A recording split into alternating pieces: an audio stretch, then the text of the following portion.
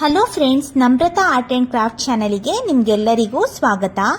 ಅಖಿಲಾಂಡ ಕೋಟಿ ಬ್ರಹ್ಮಾಂಡ ನಾಯಕ ರಾಜಾದಿರಾಜ ಯೋಗಿರಾಜ ಪರಬ್ರಹ್ಮ ಶ್ರೀ ಸಚ್ಚಿದಾನಂದ ಸದ್ಗುರು ಶ್ರೀ ಸಾಯಿನಾಥ ಮಹಾರಾಜ್ ಕಿ ಜೈ.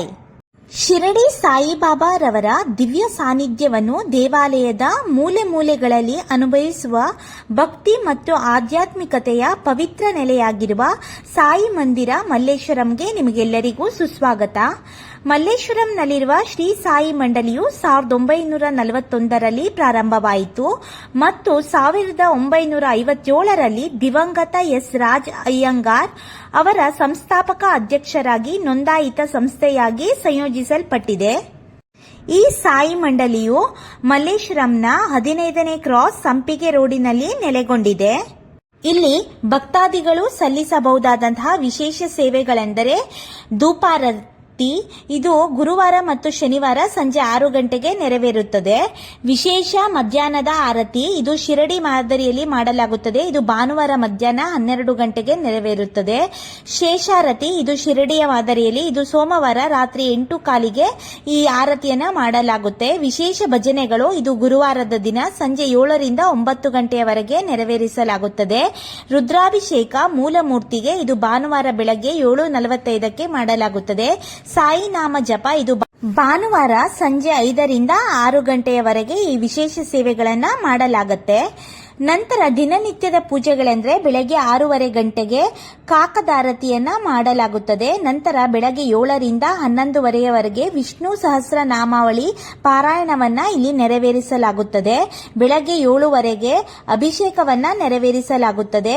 ಬೆಳಗಿನ ಜಾವ 8 ಗಂಟೆಗೆ ಬೆಳಗಿನ ಆರತಿಯನ್ನ ಇಲ್ಲಿ ನೆರವೇರಿಸಲಾಗುತ್ತದೆ. ಅದಾದ ನಂತರ 8:30ರಿಂದ 11:30ವರೆಗೆ ಅರ್ಚನೆಯನ್ನ ಇಲ್ಲಿ ನೆರವೇರಿಸಲಾಗುತ್ತದೆ. ಸಂಜೆ 5:30ರಿಂದ 7:30ವರೆಗೆ ಇಲ್ಲಿ ಅರ್ಚನೆಯನ್ನ ನೆರವೇರಿಸುತ್ತಾರೆ. ಬೆಳಗ್ಗೆ 8 ಗಂಟೆಯಿಂದ 8 ಗಂಟೆ 15 ನಿಮಿಷದವರೆಗೆ ಸಾಮೂಹಿಕ ಸಾಯಿ ಅಷ್ಟೋತ್ತರ ಅರ್ಚನೆಯನ್ನ ಇಲ್ಲಿ ನೆರವೇರಿಸಲಾಗುತ್ತದೆ.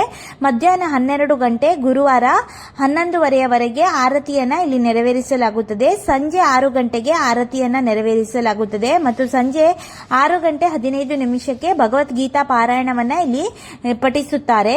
ನಂತರ ಸಂಜೆ 8 ಗಂಟೆ 15 ನಿಮಿಷಕ್ಕೆ ಶೇಷಾರತಿಯನ್ನ ಇಲ್ಲಿ ಪೂಜೆಗಳನ್ನ ನೆರವೇರಿಸುತ್ತಾರೆ.